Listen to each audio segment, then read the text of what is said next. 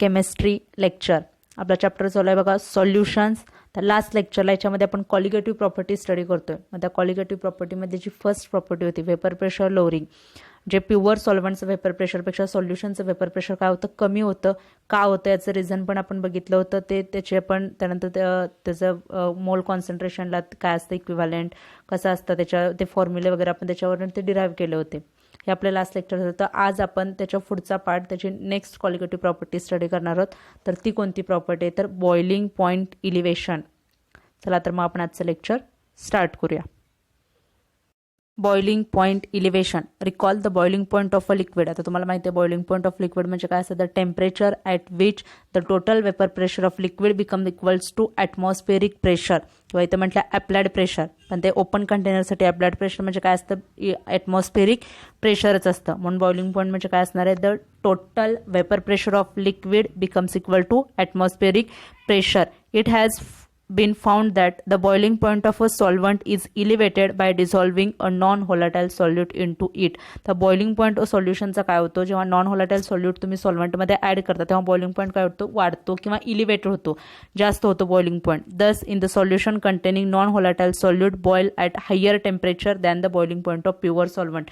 Pure सॉल्व्हंटपेक्षा सॉल्युशनचा boiling point काय असतो तर जास्त असतो. का तर ते पण रिझन आपण बघणार आहे. If T0 is the boiling point of a pure solvent, T0B खाली बी लिहिले बघा, T0B boiling point of a pure सॉल्व्हंटचा बॉइलिंग पॉईंट आहे, and TB that of the solution. आता सॉल्युशनचा बॉइलिंग पॉईंट काय जास्त आहे, म्हणजेच TB is a greater than T0B. Pure सॉल्व्हंटपेक्षा सॉल्युशनचा बॉइलिंग पॉईंट काय असतो तर जास्त असतो, कारण त्याच्यामध्ये आपण नॉन व्होलाटाईल सबस्टन्स ॲड करतोय. बघा आता जे एखादं कंटेनर आहे त्याच्यामध्ये प्युअर सॉल्व्हंट आहे. प्युअर सॉल्व्हंट कितीला बॉईल होतं, समजा 100ला वगैरे बॉईल होत असेल प्युअर सॉल्व्हंट, त्याच्यामध्ये आपण नॉन व्होलाटाईल सॉल्व्हंट टाकलं. मग नॉन व्होलाटाईल सॉल्व्हंट काय करणार आहे, नॉन व्होलाटाईल सॉल्व्हंट असल्यामुळे ते लवकर बॉईल होत नाही. नॉन व्होलाटाईल सॉल्व्हंटचं जे टोटल व्हेपर प्रेशर असतं ते लवकर becomes equal to atmospheric pressure होत आहे. मग सॉल्युशनमध्ये काय होणार आहे, ते मिक्स होणार आहे. जे तुमचं सॉल्युशन असणार आहे त्या सॉल्युशनमध्ये ते सॉल्यूट मिक्स होईल सॉल्व्हंटमध्ये. त्यामुळे सॉल्व्हंटचा लवकर बॉइलिंग पॉईंट येईल, पण सॉल्यूटचा येत नाही. त्यामुळे सॉल्युशनचा बॉइलिंग पॉईंट काय होतं, हायर दॅन द नॉर्मल किंवा प्युअर बॉइलिंग पॉईंटपेक्षा. The difference between the boiling point of a solution and that of the pure solvent at constant pressure is called boiling point elevation. आता दोन्हीतला difference म्हणजे काय असणार आहे, boiling point elevation. ते कशाने denote करतात, डेल्टा TB. जसं वेपर प्रेशर लोअरिंग आहे तसंच आहे डेल्टा TB. आता याच्यामध्ये काय करायचं, जे तुमचं जास्त असेल त्याच्यातून कमी मायनस करायचं. म्हणजे आता सॉल्युशनचं जास्त आहे, TB मायनस T0B. कळलं का बघा, delta TB is equal to TB minus T0B. कारण सॉल्युशनचं सॉल्युशनचं बॉइलिंग पॉईंट जास्त आहे दॅन प्युअर सॉल्व्हंटपेक्षा. Boiling point elevation as a consequence of vapour pressure lowering. आता वेपर प्रेशर लोअरिंग आणि बॉइलिंग पॉईंटमध्ये काय रिलेशन आहे किंवा काय बघा. To understand elevation of boiling point let's compare the vapour pressure of solution and those of pure solvent. आता हे दोन्हीचं जर कन्सिडर केलं, वेपर प्रेशर ऑफ प्युअर सॉल्व्हंट्स काय असतं, जास्त असतं ॲज कम्पेअर्ड टू सॉल्युशन. कारण सॉल्यूट जे पार्टिकल आपण नॉन व्होलाटाईल सॉल्यूट काढतो ते सरफेसचं जे वेपर प्रेशर असतं, the pressure exerted the liquid on the surface, त्याला म्हणतो आपण वेपर प्रेशर, किंवा वेपरचं जे प्रेशर असेल त्याला वेपर प्रेशर म्हणतात. मग जेव्हा आपण सॉल्यूट ॲड करतो तेव्हा ते सॉल्यूट मॉलिक्युल्स काय करतात, सॉल्व्हंट मॉलिक्युलची जागा घेतात. पण solute molecule does not contribute the vapour pressure of सॉल्युशनच्या वेपर प्रेशरमध्ये सॉल्यूट मॉलिक्युल कॉन्ट्रीब्यूट करत नाहीत. त्यामुळे टोटल सॉल्युशनचं जे वेपर प्रेशर असतं ते कमी असतं as compared to pure solvent. पण ह्याच्यामध्ये काय होतं तर बॉइलिंग पॉईंटमध्ये रिव्हर्स होतं, बॉइलिंग पॉईंट जास्त असतो. कशापेक्षा, जे बॉइलिंग पॉईंट तुमचं प्युअर सॉल्व्हंटपेक्षा सॉल्युशनचा बॉइलिंग पॉईंट काय असतो तर जास्त असतो. The vapour pressure of solution and pure solvent as a plotted function of temperature. आता तुम्हाला ग्राफ काढलाय बघा, वेपर प्रेशर आणि टेम्परेचर. तर वेपर प्रेशर जेव्हा सॉल्यूटच्या बाबतीत सॉल्व्हंट आणि सॉल्युशनचं आता वेपर प्रेशर सॉल्व्हंटचं जे आता तुम्हाला सॉल्युशन वगैरे दिलेत, AB आणि CD हा ग्राफ दिला. AB कशाचा आहे तर सॉल्व्हंटचा आहे, आणि DC किंवा CD जो ग्राफ आहे तो कशाचा आहे, सॉल्युशनचा आहे. मग आता जेव्हा वेपर प्रेशर, सॉल्व्हंटचं नेहमी वेपर प्रेशर काय असतं, कमी असतं ॲज सॉल्व्हंटचं प्युअर सॉल्व्हंटचं वेपर प्रेशर काय असतं, जास्त असतं, आणि सॉल्युशनचं तिथं कमी असतं. आणि टेम्परेचरच्या बाबतीत सॉल्युशन काय होतं, सॉल्युशनचं टेम्परेचर काय असतं, हायर असतं दॅन द प्युअर सॉल्व्हंट किंवा बॉइलिंग पॉईंट. तर वेपर प्रेशर तो कर्व आहे, तो बघा curve. Is as a stated that 2.7 that any temperature the vapour pressure of a solution is lower than the pure solvent. आता हे आपण आधीच बघितलं वेपर प्रेशर लोअरिंगमध्ये. वेपर प्रेशर ऑफ सॉल्युशन काय असतं lower than the pure solvent. Hence vapour pressure temperature curve of solution CD lies that of the solvent AB. आता सॉल्युशनचं vapour pressure नेहमी कमी असतं, त्यामुळे हा जो तुमचा कर्व आहे तो खाली काढलाय बघा, सॉल्व्हंटच्या खाली आहे हा कर्व, कारण the vapour pressure of solution is a lower than the pure solvent, म्हणून तो कर्व काय त्याच्या खाली. The difference between the two vapour pressures increases as a temperature.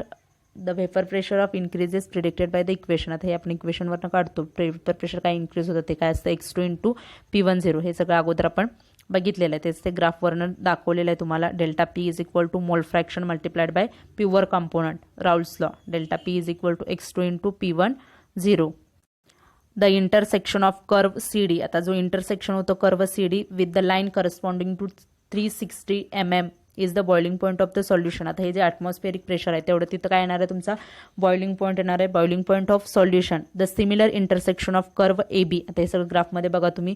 Similar intersection of the curve AB is the boiling point of pure solvent. जो curve AB आहे तो boiling point कशाचा आहे, प्युअर सॉल्व्हंटचा आहे. जो CD आहे it is clear from the figure that the boiling point TB of a solution is higher than that of the pure solvent. आता जो बॉइलिंग पॉईंट TBचा आहे तो काय आहे, हायर आहे कशाचा, सॉल्युशनचा.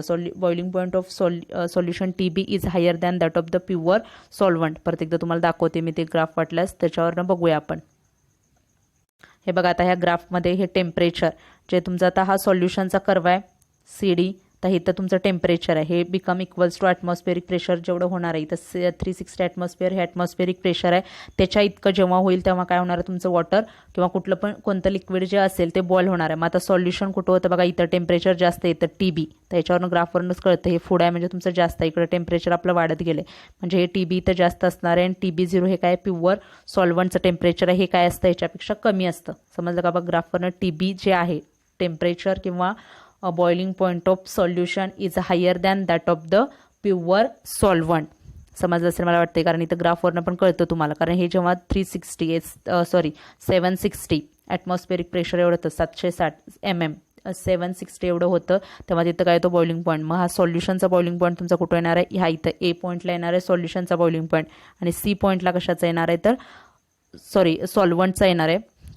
मी चुकून म्हटलं तसं. A पॉईंटला काय येणार आहे, सॉल्व्हंटचा तुमचा बॉइलिंग पॉईंट येणार आहे, प्युअर सॉल्व्हंटचा ह्या A पॉईंटला. इथं सॉल्युशनचा जो ग्राफ इथं टच होतोय, इथं A पॉईंटला काय येईल, सॉल्व्हंटचा येईल, आणि C पॉईंटला काय येईल, सॉल्युशनचा येईल. मग सॉल्युशनचा नेहमी बॉइलिंग पॉईंट काय असतो, higher than that of the pure solvent. समजलं असेल बघा आता तुम्हाला. At the boiling point of a liquid, its vapor pressure is equal to 1 atmospheric. आता बॉइलिंग पॉईंट जेव्हा लिक्विडचं येतो तेव्हा वेपर प्रेशर किती पाहिजे, इक्वल टू 1 ॲटमॉस्फिअर पाहिजे. In order to reach the boiling point, जर बॉइलिंग पॉईंटपर्यंत पोहोचायचं असेल तर the solution and solvent must be heated to a temperature at which their respective vapour pressure to attain 1 atmospheric. जेव्हा boiling point येतो तेव्हा solution किंवा सॉल्व्हंट ते हीट केलं जातं त्याच्या वेपर प्रेशर 1 ॲटमॉस्फिअरिक प्रेशरपर्यंत पर्यंत. तर हे तुम्ही लक्षात ठेवा की जेव्हा वेपर प्रेशर आणि बॉइलिंग पॉईंट हे एकमेकांना काय इन्व्हर्सली प्रोपोर्शनल आहेत. बघा पुढे दिले, ॲट एनी गिव्हन टेम्परेचर, कोणत्याही टेम्परेचरला vapour pressure of solution is lower than that of the pure solvent. जे सॉल्युशनचं वेपर प्रेशर असतं ते काय असतं, लोअर असतं than that of the pure solvent. Pure सॉल्व्हंटपेक्षा सॉल्युशनचं वेपर प्रेशर नेहमी काय असतं तर कमी असतं. कारण जेवढं तुमचं वेपर प्रेशर जास्त असेल तेवढा बॉइलिंग पॉईंट काय असतो, कमी असतो, कारण एकमेकांना इन्व्हर्सली प्रोपोर्शनल असतं.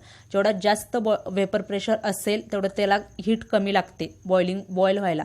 जास्त वेपर प्रेशर जास्त असेल तर लगेच ते काय होतं, become equal to atmospheric pressure, लगेच इक्वल टू ॲटमॉस्फेरिक प्रेशर होतं आणि लगेच काय होतं, बॉईल होतं. म्हणजे जेवढं जास्त ॲटमॉस्फेरिक प्रेशर तेवढा बॉइलिंग पॉईंट कमी, आणि जेवढं कमी वेपर प्रेशर तेवढा बॉइलिंग पॉईंट काय असतो, जास्त असतो. कारण जेवढं कमी वेपर प्रेशर असेल तेवढं त्याला हीट जास्त लागणार आहे, बॉइलिंग पॉईंट यायला वेळ लागतो. Hence the vapour pressure of a solution needs higher temperature to reach the 1 atmosphere that needed for vapour pressure of the solvent. आता जे हायर टेम्परेचर काय लागतं सॉल्युशनमध्ये काय नॉन व्होलाटाईल सबस्टन्स आहे. बघा सॉल्युशनमध्ये नॉन व्होलाटाईल सबस्टन्स आहे. तर मी तुम्हाला कन्सेप्ट सांगते. आता एक बिकर आहे, या बिकरमध्ये ऑलरेडी आपला जे सॉल्व्हंट असेल प्युअर सॉल्व्हंट, आणि त्याच्यामध्ये आपण वरून काय ॲड केलं, नॉन व्होलाटाईल सबस्टन्स. तर नॉन व्होलाटाईल आहे म्हणजे त्याचं लवकर त्याच्यामध्ये वेपर प्रेशर कमी असतात, ते becomes equal to atmospheric pressure होत नाही. तर सॉल्व्हंट काय असतं, लगेच तुमचं बॉइलिंग पॉईंट सॉल्व्हंटचा काहीतरी असेल 100 वगैरे असेल. कन्सिडर करूया आपण सॉल्व्हंट वॉटर आहे, 100 बॉइलिंग पॉईंट आहे, 100 डिग्री सेल्सिअस आहे. तुम्ही त्याच्यामध्ये नॉन व्होलाटाईल सॉल्यूट टाकलं. नॉन व्होलाटाईल सॉल्यूट टाकल्यानंतर ह्याच्यामध्ये काय होणार, हे मिक्सचर तयार होईल, सॉल्व्हंट प्लस सॉल्यूट. हे मिक्सर तयार होईल. मग मिक्सर तयार झाल्यानंतर याच्यामध्ये काय येणार आहे, थोडे पार्टिकल नॉन व्होलाटाईल सॉल्यूटचे असणार आहेत.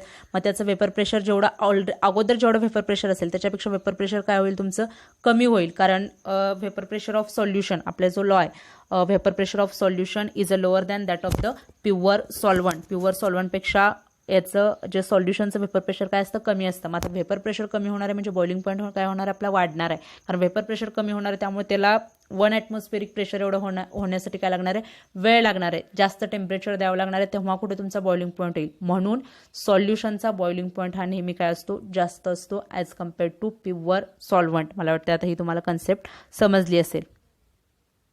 Boiling point elevation and concentration of solute, या दोन्हीतला आता रिलेशन बघूया. The boiling point elevation is directly proportional to the molality of the solution. तर मला वाटतं हे 11th आपण कन्सेप्ट बघितलेत, मोलॅरिटी. मग मोलॅलिटी काय असतं, एमने डिनोट करतात, small m molality. The boiling point of elevation, जो बॉइलिंग पॉईंट आपला इलिव्हेट होतो, जो डिफरन्स असतो म्हणजे जो प्युअर सॉल्युशन मायनस प्युअर जो आपण करतो, जे दोन्हीतला difference, boiling point elevation is directly proportional to the molality of the solution. मग delta T B is directly proportional to काय येणार, एम, और delta T B is equal to K B m. K B काय आहे तर proportionality constant किंवा त्याला म्हणतात मोलॅलिटी कॉन्स्टंट. त्याचे नाव बघा, where m is the molality of the solution. M काय असणार आहे, molality of the solution. The proportionality constant KB is called boiling point elevation constant. KB ला काय म्हणायचं, जो proportionality constant आहे त्याला boiling point elevation constant और molar elevation constant और ibloscopic constant, ही 3 नावे आहेत. त्याची लक्षात ठेवा. तुम्हाला MCQ ला पण विचारू शकतात.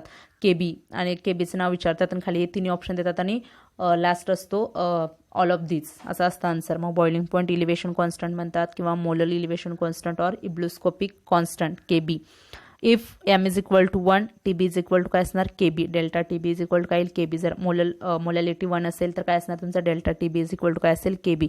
दस ebullioscopic constant is the boiling point elevation produced by 1 molar solution. त्याच्यावरनं ते हे केलं, the ebullioscopic constant is boiling point elevation produced by 1 molar solution. Boiling point काय प्रोड्यूस करतं, 1 molar solution. Units of KB काय असणार बघा, डेल्टा TB अपॉन एम.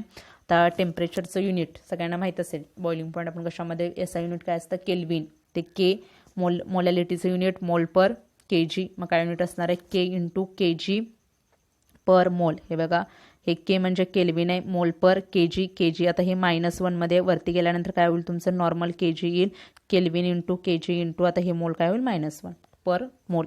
हे युनिट आहे KBचं इब्लोस्कोपिक कॉन्स्टंट. युनिट पण विचारू शकतात तुम्हाला MCQ ला, what is the unit of KB किंवा 1 मार्कासाठी वगैरे असतं. इब्लोस्कोपिक कॉन्स्टंट किंवा त्याला म्हणतात मोलर इलिव्हेशन कॉन्स्टंट और boiling point elevation constant. We are dealing with the system whose temperature is not constant. Therefore, we cannot express the concentration of solution in molarity which changes with temperature, whereas molarity is a temperature independent. आता इथं आपण molality का घेतलं तर आपण जे system बघणार आहे किंवा त्या कशा असणार आहे, टेम्परेचर इज नॉट कॉन्स्टंट, ज्याच्यामध्ये टेम्परेचर कॉन्स्टंट नाही आहे अशा सिस्टीम बघणार आहे. म्हणून आपण कॉन्सन्ट्रेशन ही टर्म मोलॅरिटीमध्ये एक्सप्रेस केली नाही. कारण मोलॅरिटी काय असतं, चेंजेस विथ टेम्परेचर. टेम्परेचरनुसार मोलॅरिटी काय होते, चेंज होते. पण molality is a temperature independent, म्हणून ही कॉन्सेप्ट तिथं काय केले, मोलॅलिटी यूज केले. Therefore, concentration of solute is expressed in mole per kg rather than mole per litre. मग किंवा म्हणून याच्यामध्ये जे कॉन्सन्ट्रेशन आहे सॉल्यूटचं ते आपण कशामध्ये एक्सप्रेस केलं, मोल पर KG मध्ये, मोलॅलिटी कन्सेप्टमध्ये. नाहीतर कशामध्ये असतं तर मोलॅरिटीमध्ये असतं. इथं आपण टेम्परेचर वेगवेगळे, टेम्परेचर कॉन्स्टंट नाही आहे म्हणून मोलॅलिटी घेतले मोल पर KG रॅदर दॅन मोल पर लिटर. मोल पर लिटर न घेता मोल पर KG इथं यूज केलेला आहे. Molar mass of solute from boiling point elevation. आता जे इक्वेशन काय, delta TB is equal to KB into m, मोलॅलिटीचं equation. Suppose we prepare a solution by dissolving W2 gram of solvent. आता तुम्हाला मी मागच्या लेक्चरला पण सांगितलं होतं, लक्षात काय ठेवायचं, जे 2 असेल ते सॉल्यूटचं असतं, 1 असेल ते सॉल्वंटचं. मग W1 gram of solvent, moles of solute in W1 gram of solvent. आता मोल्स किती असतील, moles of solute in W1 gram of solvent, W2 upon M2, weight in gram divided by molar mass. जे मोल्सचा formula N calculate करायचा, W2 upon M2 येणार, where M2 is the molar mass of the solute. M2 काय असणार आहे, molar mass of solute मग काय आता mass of solvent W1 gram, तर सॉल्वंटचं मास काय येणार W1 kg upon 1000 gram into kg is equal to W1 upon 1000.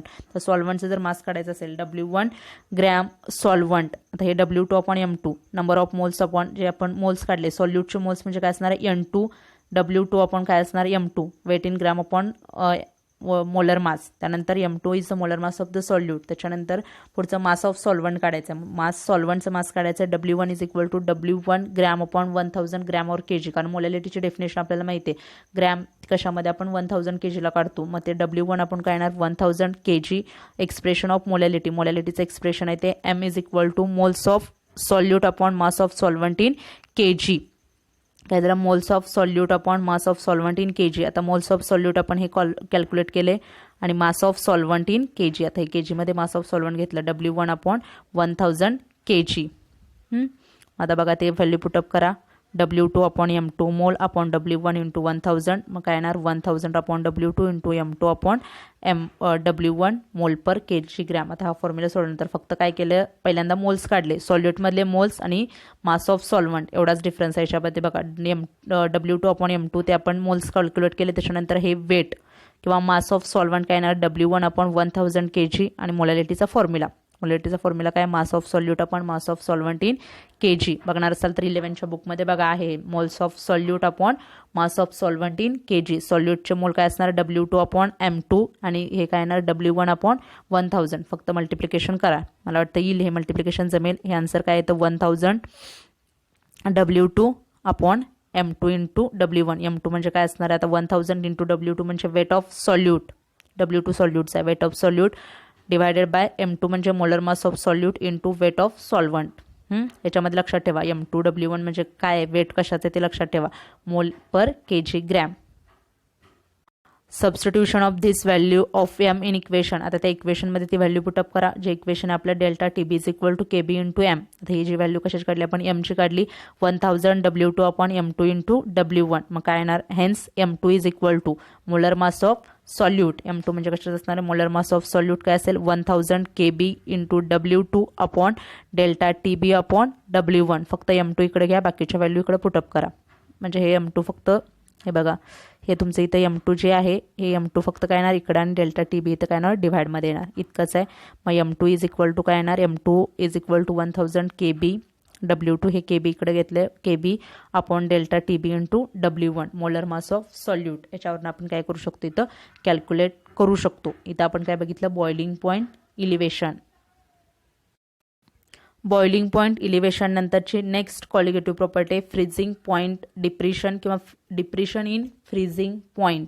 तर याच्यामध्ये काय होतं तर फ्रीजिंग पॉईंटमध्ये कसं डिप्रेशन होतं जे तुम्हाला जर व्हेपर प्रेशर लोअरिंग समजलं असेल तसं असतं हे सेम त्याच्यासारखं आहे depression in a freezing point. Recall the freezing point of a liquid. काय असतं freezing point of liquid the temperature at which liquid and solid R in equilibrium. Liquid and solid phase काय असतात equilibrium.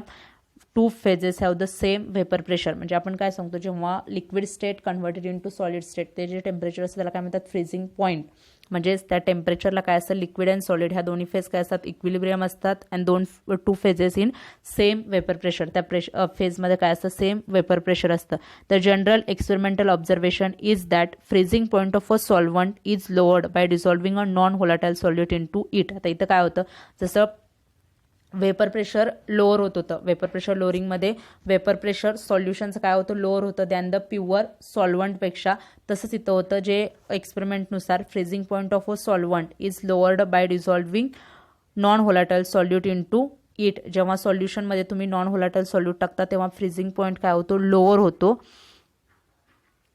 Thus, freezing point of a solution containing non-volatile solvent is lower than that of the pure solvent. जसं vapour प्रेशरमध्ये आपण म्हणतो तर vapour pressure of solution is lower than that of the pure solvent. तसंच काय असतं हे freezing point लक्षात ठेवायला सोपं आहे बघा. जे लोअरिंगचं आहे वेपर प्रेशर लोअरिंग आणि फ्रीजिंग पॉईंटचं सेम आहे आणि बॉइलिंग पॉईंट इलिव्हेशन त्याच्यापेक्षा रिव्हर्स आहे. म्हणजे बॉइलिंग पॉईंट काय होतो वाढतो प्युअर सॉल्युशनचा कमी असतो आणि प्युअर सॉल्वंटचा कमी असतो सॉल्युशनचा जास्त. तसं वेपर प्रेशर सॉल्वंटचं काय असतं जास्त असतं सॉल्युशनचं कमी असतं. तसंच हा जो फ्रीजिंग पॉईंट डिप्रेशन पण काय आहे, सॉल्युशनचं काय आहे, लोअर आहे आणि सॉल्व्हंटचं काय आहे, जास्त आहे. तेच दिले freezing point of solution containing non volatile solute, सॉल्युशनचं कमी आहे, lower than that of the pure solvent. मला वाटतं इथं हे समजलं असेल. याच्यामध्ये काय पुढे आता तेच लिहित जायचं, TF ने डिनोट करतात, जसं आपण TB डिनोट करत होतो, टेम्परेचर बॉइलिंग पॉईंट इलिव्हेशन. इथं काय डिनोट करणार आहे, TF न करणार आहे, फ्रीजिंग पॉईंट टेम्परेचर किंवा freezing point depression in freezing point.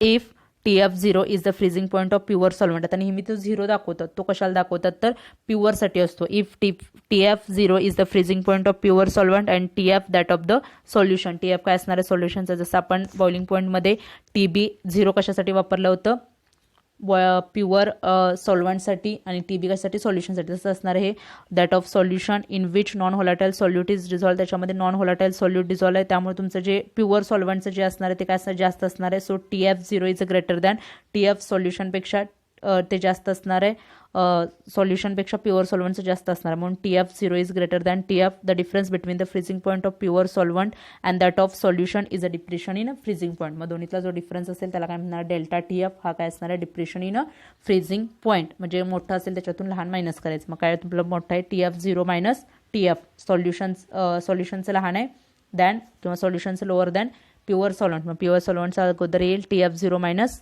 TF. समजलं का बघा इथंपर्यंत. Freezing point depression as a consequence of vapour pressure lowering. आता वेपर प्रेशर लोअरिंगला फ्रीजिंग पॉईंट डिप्रेशन कसं कॉन्सिक्वेन्स होतं बघा. The effect of dissolution of a non volatile solute into a solvent on freezing point of solvent can be understood in terms of vapour pressure lowering. जसं आपण boiling point elevation vapour pressure लोअरिंगवरून consider केलं, तसं हे पण vapour pressure लोअरिंगनं understand करूया. तर खाली तुम्हाला ग्राफ दिला आहे, vapour pressure, temperature, solute, solvent, liquid solvent आणि सॉल्युशन. ग्राफ बघा, हा लिक्विड सॉल्व्हंटचा आहे, हा लिक्विड सॉल्यूट सॉल्व्हंटचा आहे, हा लिक्विड सॉल्व्हंटचा आहे, आणि हा काय पूर्ण तुमचा कंप्लीट सॉल्युशनचा ग्राफ आहे. आणि T आणि T0. तर एक एक आपण पॉईंट याच्यामधलं बघूया, मग तुमच्या लक्षात येईल कसं कसं हे पॉईंट्स आहेत ते. Consider the vapour pressure temperature diagram as shown in figure. आता फिगरमध्ये ती वेपर प्रेशर टेम्परेचर डायग्राम दिले. तर डायग्राम कन्सिस्ट ऑफ 3 कर्व्स. त्याच्यामध्ये 3 कर्व आत्ताच बघितले आपण. AB is the vapour pressure curve of solid solvent. AB जो कर्व आहे, जो पहिल्यांदा आपण स्टार्टिंगचा बघितला, तो काय सॉलिड सॉल्व्हंटसाठी AB is the vapour pressure curve of solid solvent, while CD. त्याच्यानंतरचा जो CD आहे तो CD is the vapour pressure curve of pure liquid. जो CD आहे तो कशाचा आहे, vapour pressure curve of pure किंवा लिक्विड सॉल्व्हंटचा. पहिला जो AB होता तो सॉलिडचा. EF is the vapour pressure curve of a solution that lies below the pure solvent. आता EF जो वेपर प्रेशर कर्व आहे तो कशाचा आहे, सॉल्युशनचा. आता आपल्याला माहिती आहे vapour pressure of solution is lower than that of the pure solvent. Pure solvent जे असतील त्याच्यापेक्षा वेपर प्रेशर नेहमी काय असतो, कमीच असतो सॉल्युशनचा, म्हणून तो त्याच्या फक्त खाली दाखवला आहे, lies below the pure solvent. It is important to note that. बघा तो ग्राफ आहे तसंच आहे सेम, मग आता मी दाखवलं, तो खाली आहे तुमचा सॉल्युशनचा. It is important to note that the solution does not dissolve in a solid solvent. आता जे सॉलिड असतील ते सॉलिड सॉल्व्हंटमध्ये कधीच डिझॉल्व होत नाहीत, कारण ते अलाईज तयार होतात. आपल्याला माहिती आहे, जर सॉल्व्हंट पण सॉलिड असेल आणि सॉल्यूट पण जर वरून ॲड करणारे जे सॉल्यूट आहे ते पण सॉलिड असेल तर त्याच्यामध्ये काय होत नाही, तर ते डिझॉल्व होत नाहीत. म्हणून it is important to note that solute does not dissolve in a solid solvent. जे सॉलिड असतात ते सॉल्यूट जे असतील ते सॉलिड सॉल्व्हंटमध्ये काय होत नाही, डिझॉल्व होत नाही. The curve AB and CD intersect at point B where solid and liquid phases of pure solvent are in equilibrium. आता कर्व आहे बघा, कर्व AB आणि CD intersect at point B. जो कर्व AB आणि CD कुठे intersect होतो, तर point B ला. त्यामध्ये तिथं सॉलिड आणि लिक्विड ह्या दोन्ही फेज काय असतात, इक्विलिब्रियममध्ये असतात. म्हणजे सॉलिड आणि liquid phase of pure solvent. Pure सॉल्व्हंटची जी लिक्विड फेज आहे ते दोन्ही काय असतात, पॉईंट B ला इक्विलिब्रियम आहेत. The 2 phases have the same vapour pressure at B. आता B पॉईंटला ज्या 2 फेज आहेत, म्हणजे सॉलिड पण आणि लिक्विड पण ही फेज आहे, त्याच्यामध्ये वेपर प्रेशर काय असतं, सेम असतं. The temperature correspond to B is the freezing point of solvent. आता त्या बीला जे करस्पॉन्ड टेम्परेचर आहे ते काय आहे, फ्रीजिंग पॉईंट ऑफ सॉल्व्हंट. दाखवते मी ग्राफमध्ये, परत तुमच्या लक्षात येईल. ते बीच्या करस्पॉन्ड जे टेम्परेचर असेल ते काय, फ्रीजिंग पॉईंट ऑफ सॉल्व्हंट्स आहे. प्युअर सॉल्व्हंटमध्ये त्याला काय म्हटले, TF0. Similarly at point E intersection point of intersection EF and AB. तो पॉईंट कशाचा इंटरसेक्शन आहे, EFचा आणि EBचा. The solid, solvent and solution are in equilibrium. तिथं काय असणार आहे, सॉलिड, सॉल्व्हंट आणि सॉल्युशन इक्विलिब्रियमला आहेत. बघा EFला काय आहेत, सॉलिड, सॉल्व्हंट आणि solution are in equilibrium. They have the same vapour pressure at E. ईला काय असणार आहे, सेम वेपर प्रेशर असणार आहे. The temperature correspond to E is the freezing point of solution. आता त्या ईला टेम्परेचर जे करस्पॉन्डिंग आहे ते सॉल्युशन कशासाठीच आहे, solution freezing point of solution कशाने डिनोट करणार आहे, TFनं ते डिनोट करतात. आता बघा हा ग्राफ, याच्यामध्ये तीन कर्व दिसतात आपल्याला. एक सॉलिड सॉल्व्हंटचा आहे, दुसरा लिक्विड सॉल्व्हंटचा आहे आणि खाली त्याच्या कोणता आहे तुमचा तर सॉल्युशनचा ग्राफ आहे. तर याच्यामध्ये जे सॉलिड सॉल्व्हंट असतात त्याच्या खाली तुम्हाला सॉल्युशनचा ग्राफ दिसत नाहीये. का दिसत नाही तर सॉल्यूट सॉल्व्हंट सॉल्यूट त्याच्यामध्ये डिझॉल्व्ह होत नाही. जे सॉलिड सॉल्व्हंट असतील त्याच्यामध्ये सॉल्यूट डिझॉल्व्ह होत नाही, हे इम्पॉर्टंट इथे लक्षात घ्यायचं होतं. मग आता लिक्विड, आता बघा हे सॉलिड कर्व AC आणि जो BD आहे, हा AC आणि हा BD, हा जो कर्व आहे तो कुठं पॉईंटला टच होतं तर तुमच्या B पॉईंटला टच होतं. हे दोन्ही कर्व एकमेकांना कुठे मिळतात तर B पॉईंटला. मग ह्या पॉईंटमध्ये तुमच्या सॉलिड सॉल्व्हंट आणि लिक्विड सॉल्व्हंट एकमेकांना काय असतात तर इक्विलिब्रियम असतात. एकमेकांना काय आहेत, इक्विलिब्रियम टू इच अदर. म्हणजे तिथं व्हेपर प्रेशर, टू फेजेसचं व्हेपर प्रेशर काय असतं, सेम असतं. मग हे जे पॉईंट आहे तुमचं करस्पॉन्ड टू काय तर प्युअर सॉल्व्हंट. जे तुमचं लिक्विड सॉल्व्हंट असेल त्याचं ते काय असतं, फ्रीजिंग पॉईंट. तो जो पॉईंट आहे तो freezing point of pure solvent. तर फक्त T0 दाखवले, ते 0 वरती लिहा आणि इथं काय लिहा, F लिहा. ते F तिथं दाखवलं नाहीये, TF0 हा प्युअर सॉल्व्हंट. ते तुमच्या बुकमध्ये पण करेक्शन करा. त्या डायग्राममध्ये काय असणार आहे ते टेम्परेचर TF0 आणि हे जे तुमचे टेम्परेचर आहे त्याच्यानंतरचं नेक्स्ट बघा. आता TF0 समजलं तुम्हाला, तिथं काय करा, TF0 पॉईंट B ला. त्यानंतरचा जो तुमचा सॉलिड सॉल्व्हंट आणि सॉल्युशनचा जो कर्व आहे, सॉलिड सॉल्व्हंट म्हणजे हा आणि हा कर्व एकमेकांना इक्विलिब्रियम कुठे आहेत किंवा एकमेकांना टच कुठं झालेत, पॉईंट ईला. हा जो पॉईंट आहे E, या E पॉईंटला काय झालेत, एकमेकांना टच झालेत. त्या E पॉईंटला काय असणार आहे, हा सॉलिड सॉल्व्हंट आणि सॉल्युशन हे एकमेकांना काय असतात, इक्विलिब्रियम असतात. त्यामुळे इथं जे तुमचं टेम्परेचर असतं ते फ्रीजिंग पॉईंट ऑफ सॉल्युशन ते कशाने दाखवतात तर TFनं दाखवतात, फ्रीजिंग पॉईंट ऑफ सॉल्युशन. आता याच्यावरून पण तुम्हाला कळतं फ्रीजिंग पॉईंट अगोदर आहे आणि हे TF0 नंतर आहे. म्हणजे freezing point of solution is less than किंवा lower than the freezing point of pure solvent.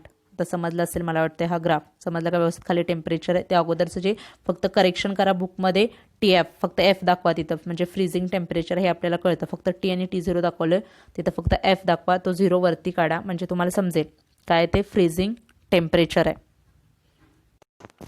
It is clear from the figure that freezing point of solution TF is lower than that of the pure solvent TF0. आताच बघितलं आपण फिगरवरनं काय consider होतं, TF म्हणजे सॉल्युशनचं जे freezing temperature आहे ते काय असतं, lower than that of the pure solvent.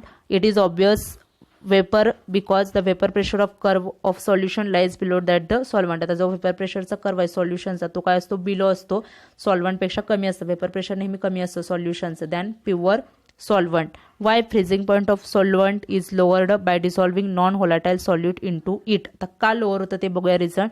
At the freezing point of pure liquid, the active forces among molecules are large enough to cause change in solid phase from liquid to solid. आता जेव्हा तुमचं freezing point असतो, जे at the freezing point of pure लिक्विडच्या freezing पॉईंटला काय असतं, attractive forces, एकदम त्याच्यामध्ये अट्रॅक्टिव्ह फोर्सेस असतात मॉलिक्युल्समध्ये. ते काय करतात, त्याच्यामध्ये ते लार्ज असतात, इनफ टू कॉज म्हणजे त्याच्यामध्ये चेंज होण्यासाठी, from liquid to solid. In a solution the solvent molecule separated from each other. आता सॉल्व्हंटमध्ये काय होणार आहे, जेव्हा सॉल्युशन तयार होणार तेव्हा त्याच्यामध्ये नॉन व्होलाटाईल सॉल्यूट ॲड होतील. जसं आपण वेपर प्रेशर लोअरिंगला बघितलं तसंच आहे हे. सॉल्व्हंट मॉलिक्युल काय होतील त्याच्यामध्ये, separated from each other because of solute molecule. त्याच्यामध्ये सॉल्यूट मॉलिक्युल येतील, ते त्याची जागा घेतील. त्यामुळे जे सॉल्व्हंट मॉलिक्युल आहेत ते काय होतील, एकमेकांपासून सेपरेट होतील. दस separation of solvent molecule in solution is more than that in the pure solvent. मग त्याच्यामध्ये सेपरेशन काय होतं, जास्त होतं. कशापेक्षा, प्युअर सॉल्व्हंटपेक्षा सॉल्युशनमध्ये सेपरेशन जास्त होतं. This result in decrease in the active forces between the solvent molecule. त्यामुळे सॉल्व्हंट मॉलिक्युलमधले जे अट्रॅक्टिव्ह फोर्सेस असतात ते डिक्रीज करतं. Consequently the temperature of the solution is lowered below the freezing point of the solvent. म्हणून pure सॉल्व्हंटपेक्षा freezing point temperature काय होतं तर लो होतं. This is cause the phase change होण्यासाठी ते कमी होतं. समजलं का. फक्त जे सॉल्व्हंट मॉलिक्युल असतात ते काय होतात, एकमेकांपासून सेपरेट होतात. सेपरेट झाल्यामुळे त्याच्यातले फोर्सेस पण सेपरेट होतात. त्यामुळे त्याचं जे फ्रीजिंग पॉईंट टेम्परेचर आहे ते पण काय होतं, लोअर होतं. त्यानंतरचं नेक्स्ट आहे बघा freezing point depression and concentration of solute. जसं आता बॉइलिंग पॉईंट इलेव्हेशन बघितलं तसंच आहे freezing point depression and concentration of solute. A verified experimentally for a dilute solution the freezing point depression. फक्त डायल्यूट सोल्युशनसाठीच आपण हे क्वालिगेटिव्ह प्रॉपर्टी बघतोय, हे लक्षात घ्या. 0.02 मोलर ह्या सोल्युशनसाठीच ह्या क्वालिगेटिव्ह प्रॉपर्टी आपण बघतोय. Dilute solution the freezing point depression delta TF, दोन्हीतला डिफरन्स म्हणजे freezing point depression delta TF is directly proportional to the molality of the solution. TF कशाला प्रोपोर्शनल असणार आहे? Molality of the solution. Thus delta TF is directly proportional to M, म्हणजेच boiling point depression in freezing point is directly proportional to M, म्हणून काय लिहिलं? Delta TF is directly proportional to M और delta TF is equal to KFM. आता इथे KF काय असणार आहे? The proportionality constant. KF is called freezing point depression constant. तिथं KB होता बघा बॉइलिंग पॉईंट इलेव्हेशनला. मग KF काय असेल? Called freezing point depression constant or cryoscopic constant. काय म्हणतात त्याला? कायरोस्कोपिक कॉन्स्टंट किंवा freezing point depression constant. If M is equal to 1, TF is equal to काय असणार आहे? KF. The gyroscopic constant is thus the depression in a freezing point produced by 1 molar solution of non-volatile solute. 1 molar असेल तर तुमचं delta TF is equal to काय असतं? KF. Unit of KF जसं आपण ह्याचं काढलं KBचं काढलं तसं असणार आहे डेल्टा TF अपॉन M. काय असणार आहे? केल्विन और डिग्री सेल्सिअस किंवा केल्विन जास्त करून केल्विनमध्ये असतं SI युनिट मोल पर kg. हे सेम युनिट कशासारखं आहे बघा? TF KB सारखंच आहे. KBचं पण असंच होतं युनिट, कारण टेम्परेचर केल्विनच होतं आणि मोल पर kg. त्यामुळे जो हा जे तुमचे कॉन्स्टंट आहेत KF आणि KB ह्याचे युनिट्स काय असतात? तर सेम असतात युनिट्स. त्यानंतर मोलर मास ऑफ, आता इथे डिग्रीमध्ये पण घेतले और डिग्री सेल्सिअस, कारण फ्रीजिंग पॉईंट आहे म्हणून डिग्रीमध्ये घेतले, दोन्ही पण लक्षात ठेवा, पण युनिट काय आहेत? सेम आहेत. त्यानंतर 2.9.3 molar mass of solute from freezing point depression. आता मोलर मास याचं काय असणार आहे? Delta TF is equal to, आता इक्वेशन लिहिलं delta TF is equal to KFM. जर तुम्हाला बॉइलिंग पॉईंट इलेव्हेशन समजलं असेल त्याच्यासारखं सेम करत जायचं. त्याच स्टेप्स आहेत, काही याच्यामध्ये वेगळं नाही आहे. मग काय होणार? Delta TF is equal to KFM. The molality of the solution is given by equation. काय असतं मोलॅलिटी? अगोदर आपण काढले बॉइलिंग पॉईंट इलेव्हेशनमध्ये, ते 2.14 इक्वेशनमध्ये M is equal to 1000 W2 upon M2 into W1. ही इक्वेशन कशामध्ये पुटअप करायचं? ही जी मोलॅलिटीची व्हॅल्यू आहे आपण जी बॉइलिंग पॉईंट इलेव्हेशनला कॅल्क्युलेट केली ती कशामध्ये टाकायची? याच्यामध्ये KF इंटू M येणार. मग substitution this value into equation we get delta TF is equal to KF into 1000 W2 upon M2 into W1. त्याच्यानंतर M2 म्हणजे काय येणार? फक्त इथं काय येणार? इकडं KF. हे बघा इथं काय होईल? हा तुमचा M2 आहे, हा M2 इकडे आणायचा आणि डेल्टा TF फक्त इकडे येणार, इथं खाली येणार आणि हे KF फक्त इथं वरती येणार. तेच लिहिले त्यांनी 1000 KF W2 upon delta TF into W1. जर बॉइलिंग पॉईंट इलेव्हेशन असेल तर डेल्टा काय येतं? TB येतं. समजलं का? बघा हे दोन्हीमध्ये खूप सिमिलॅरिटीज आहेत. एक तुम्हाला समजलं की पुढचं समजतं.